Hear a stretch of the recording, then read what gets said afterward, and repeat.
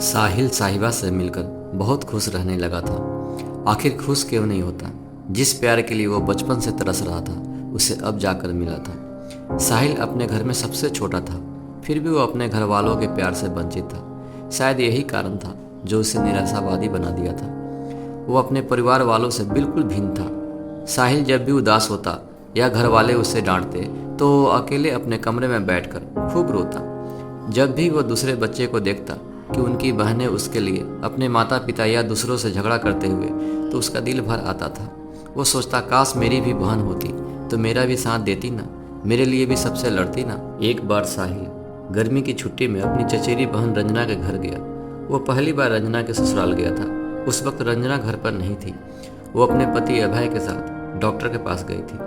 उस वक्त घर पर उसकी नंद साहिबा अकेली थी। साहिल के कॉल बेल बजाने पर साहिबा दरवाजा खोली। साहिल हिचकिचाते हुए बोला, रंजना दी घर पे है। साहिल सोचा था दरवाजा रंजना खोलेगी, इसलिए वो साहिबा को दरवाजे पर देखकर घबरा गया। कहीं वो गलत घर का कॉल बेल तो नहीं बजा दिया। इससे पहले वो साहिबा को नहीं देखा था। तुम साहिल हो ना? साहिबा मुस्कुराते हुए पूछी। हाँ जी, मैं साहिल हूँ। आप मुझे जानती हैं? साहिल अपनी नज़र झुकाते हुए पूछा। इस घर में तुम्हें कौन नहीं जानता, भाभी तो हमेशा तुम्हारा ही जिक्र करती है। साहिबा साहिल को गेस्ट रूम में बैठाकर घर की सफाई करने लगी।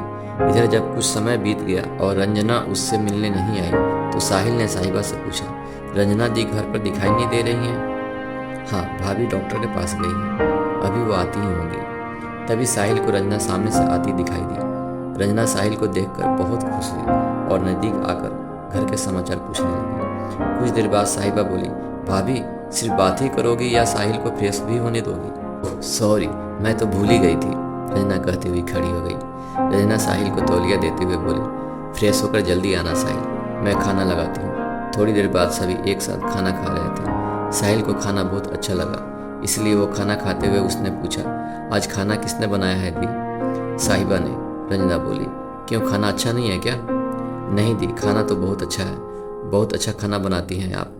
वो साहिबा के तरफ देखते हुए बोला, ये आपका क्या रट लगा रखे हो साहिल, ये हमें अच्छा नहीं लगता। साहिबा नाराज होते हुए बोली, अच्छा बाबा, तो आप ही बता दूं मैं आपको क्या कहूँ? साहिल ने पूछा। यह सुनकर साहिबा चुप हो गई। तभी रंजना हंसते हुए बोली, वो क्या बोलेगी मैं बताती हूँ। साहिल पत्नी को क्या कहते हैं? ए जी, और भी कुछ शब्द मजाक में वो बोली। क्या भाभी, आप भी ना कभी भी शुरू हो जाती हैं, कभी तो मौका छोड़ दो। वो अपनी नज़रें नीचे झुकाते हुए बोली, अच्छा बाबा, साहिल तुम दोनों समझो, मैं कुछ नहीं बोलूँगी। और रंजना चुप हो गई। क्या मैं आपको दी कह सकता हूँ? आपको कोई एतराज़ तो नहीं होगा? साहिल ने पूछा था। साहिल तुम बहुत गलती कर रहे हो, बीबी को दीदी बनाकर। बीच में रंजना फिर बोली, दी आप भी ना। और वो बातों को काटते हुए बोला, दी हमें नींद आ रही है, मुझे सोना है। साहिल ने अंगड़ाई लेते हुए बोला, साहिबा साहिल को तुम अपने कमरे में सुला लो। रंजना बोली। साहिल और साहिबा दोनों एक दूसरे की तरफ देखने लगे। रंजना समझ गई और बोली, तुम भी क्या याद रखोगी, भाभी भी कितनी दिलदार है। आज रात के लिए मैं अपना भाई तुम्हें फ्री में देती हूँ।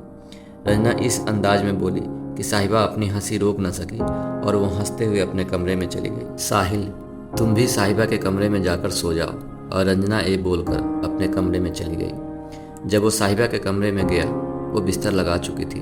वो साहिल को देखकर बोली, साहिल तुम आकर सो जाओ। उस रात उन दोनों को एक ही बिस्तर पर सोना पड़ा। आज तक वो किसी के साथ सोया नहीं था और पहली बार साहिबा के साथ सो रहा था। उसकी नींद तो उससे कोसों दूर थी। वो बार बार करवट बदल रहा था। तभी साहिबा उसके तरफ लटते हुए पूछी, तुम्हें नींद नहीं आ रही है क्या साहिल? नहीं दी, साहिल बोला। कोई बात नहीं है, आंखें मूंद कर सो जाओ, नींद खुद आ जाएगी। नई जगह पे जल्दी नींद नहीं आती है। और वो भी सो गई। साहिबा उसे बहुत अच्छी लगी थी। उसकी स्वभाव भी साहिल को बहुत अच्छा लगा। वे दोनों बहुत जल्द एक दूसरे से घुल मिल गए थे। दोनों जहाँ रहते एक साथ, वे आपस में लड़ते झगड़ते फिर एक साथ हो जाते। उन दोनों में इतना प्यार हो गया था, एक दूसरे के बगैर रह नहीं सकते थे। साहिबा भी उसे अपने भाई की तरह प्यार करती थी।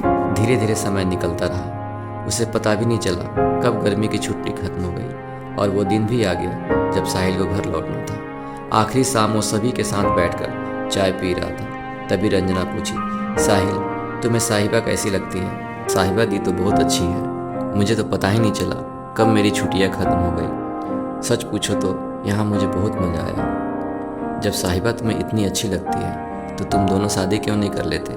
रंजना साहिबा को छेड़ते हुए बोली। क्या बोली दी? आप भी ना, आप तो हमें बचपन से जानती हैं। अगर मैं गैरों को भी अपना मान ले तो उसे भी आखिरी समय तक नहीं छोड़ता। हाँ, मैं जानता हूँ दी, आज के युग में ऐसा कोई रिश्ता नहीं है जिस पर आंख बंद कर विश्वास कर सके इंसान। आजकल तो गैरों को छोड़ो, अब तो अपनों पर भी भरोसा करना मुश्किल हो गया है।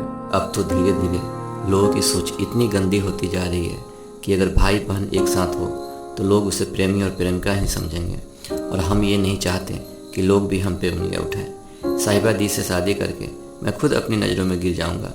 मेरी नज़रों में जो बहन के लिए इज्जत है, भावनाएं हैं, वो शायद मुझे कभी जीने नहीं देगा, और मैं अपने आप को कभी माफ़ नहीं कर पाऊंगा। जो भी लोगों की नज़रों में थोड़ी बहुत भरोसा है इन रिश्तों पे, वो भी उठ जाएगा। फिर कोई भी लड़की किसी को अपना भाई और कोई भी लड़का किसी को अपनी बहन नहीं मानेगा। तब ऐसा कोई भी रिश्ता नहीं होगा जिस पे कोई भरोसा कर सके, और शायद मैं भी अपनी नज़रों में गिर कर कभी जिंदा नहीं रह पाऊंगा। खुदा गवाह है, साहिबा दी को हमने बेपनाह मोहब्बत किया है, लेकिन बहन के रूप में। जिस तरह आप मेरे लिए हैं उसी तरह साहिबा दी भी है। उनके लिए अगर जान भी देनी पड़े तो हमें दुख नहीं होगा। और साहिल उठकर वहाँ से चला गया। उसे बहुत दुख हुआ था रंजना की बातों से। उसके पीछे साहिबा भी चली गई थी। रंजना साहिल की बातें सुनकर सुन्नी रह गई। साहिल की छुट्टी खत्म होने के कारण वो घर वापस आ गया। एक दिन जोर जोर से बोलने की आवाज़ रंजना के कमरे से बाहर आ रही थी। साहिबा आवाज़ सुनकर कमरे की तरफ दौड़ी। कमरे के अंदर भैया भाभी को डांट रहे थे। साहिल और साहिबा आपस में इतना मिले जुले मुझे अच्छा नहीं लगता है। उस पर कड़ी नज़र रखो। अगर वो दोनों कोई गलती कर गए तो ज़िंदगी भर हम लोगों को पछताना पड़ेगा। साहिबा दरवाजे पे खड़ी होकर दोनों की बातें सुन रही थी। साहिबा अपने भाई की बातों को सुनकर सुन्नी रह गई। उसे अपने कानों पे विश्वास नहीं हो रहा था। उस वक्त उसके पैरों तले ज़मीन खिसकती नज़र आने लगी थी। उसके आंखों से अश्कों की धारा ऐसे बह रही थी जैसे गंगा जमुना में बाढ़ आ गई हो। अचानक कुछ सोचकर उसके होठों पर रस्में मुस्कान नाच उठी, और वो अपने कमरे में आकर साहिल के फोटो के सामने बैठकर रोने लगी। सुबह जब रंजना साहिबा को जगाने गई, साहिबा को देखकर उसकी चीख निकल गई। साहिबा इस जालिम दुनिया को छोड़कर हमेशा के लिए जा चुकी थी। कमरे में कागज के कुछ टुकड़े पंखे की हवा से उड़कर फर्श पे बिखरे पड़े थे, जो साहिबा ने मरने से पहले लिखे थे। भाभी आप तो एक औरत थी, और आप भी हमें नहीं समझी। खैर, आप तो आप, भैया को भी हम पे भरोसा नहीं रहा। जिस भाई को अपनी बहन पे नाज होनी चाहिए, वही भाई को अपनी बहन पे आज विश्वास नहीं रहा। तब उस बहन को इस दुनिया में रहने का क्या फ़ायदा। इसलिए भाभी हमें माफ़ करना और भैया को समझाने की कोशिश करना कि उनकी बहन गलत नहीं थी। उसने कोई भी ऐसा काम नहीं किया और न करती जिससे उनका सर नीचा होता। प्लीज़ हो सके तो हमें माफ़ करना। भाभी, मेरी आखिरी ख्वाहिश है, मैं एक बार साहिल से मिलना चाहती हूँ इस पत्र के द्वारा। प्लीज़ भाभी, ये पत्र साहिल तक जरूर पहुँचा देना। अब मुझे इजाज़त दें, मैं चलती हूँ। आपकी साहिबा। पत्र पढ़कर रंजना की आंखें भर आई थी। साहिल को जब पता चला रंजना के पास पहुँचा। रंजना ने एक पत्र लाकर उसे दिया जो साहिबा ने मरते समय उसके लिए लिखा था। प्यारे भाई साहिल, सदा खुश रहो।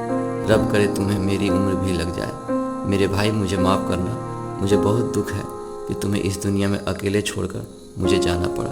क्या करे, हालात ही कुछ ऐसी थी जो मैं तुम्हें बता नहीं सकती। शायद रब को यही मंजूर था। मेरे भाई, ये दुनिया वाले हम दोनों के रिश्ते को कभी नहीं समझ पाते।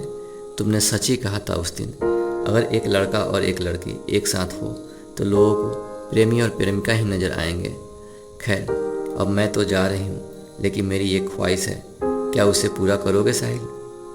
मेरे भाई, कभी उदास नहीं होना और अपने आप को कभी अकेला नहीं समझना। और शायद तुम इस बहन को दुखी नहीं देखना चाहोगे, इसलिए हर पल मुस्कुराते रहना। मैं हमेशा तुम्हारे साथ हूँ। मेरे भाई, तुम्हें देने के लिए मेरे पास अभी कुछ नहीं है। ये धागा रूपी राखी तुम्हारे लिए रख कर जा रही हूँ, जो तुम्हें हर पल मेरी एहसास दिलाती रहेगी। इसे ज़रूर बांध लेना। जीवन के संगम में आशा और निराशा, मिलना और बिछड़ना ही तो जीवन की परिभाषा है। ये कड़वी सच है जिसे एक दिन मानना पड़ता है। अब मैं चलती हूँ, इजाज़त दो मेरे भाई। तुम्हारी बहन साहिबा। साहिल की आंखों से अश्कों की धारा बहने लगी थी। वो चाह कर भी उन आंसुओं को छुपा न सका और उस वक्त उसकी आंखें उससे बेवफाई कर गई, जिससे अश्कों की धारा उसके गालों से होकर उसके कपड़े को भिगोने लगी थी। साहिल को पंखे के साथ पूरी छत घूमती नजर आ रही थी। साहिबा का पत्र उसके हाथों से उड़कर हवा में लहरा रहे थे। वो पत्र पढ़कर पागल सा हो गया था। साहिबा की ख्वाहिश के लिए साहिल भी खुश रहने की कोशिश करने लगा, लेकिन अपने आप को पूरी तरह बदल नहीं सका और धीरे धीरे बीमार रहने लगा। और एक दिन वो भी इस दुनिया को छोड़कर चला गया।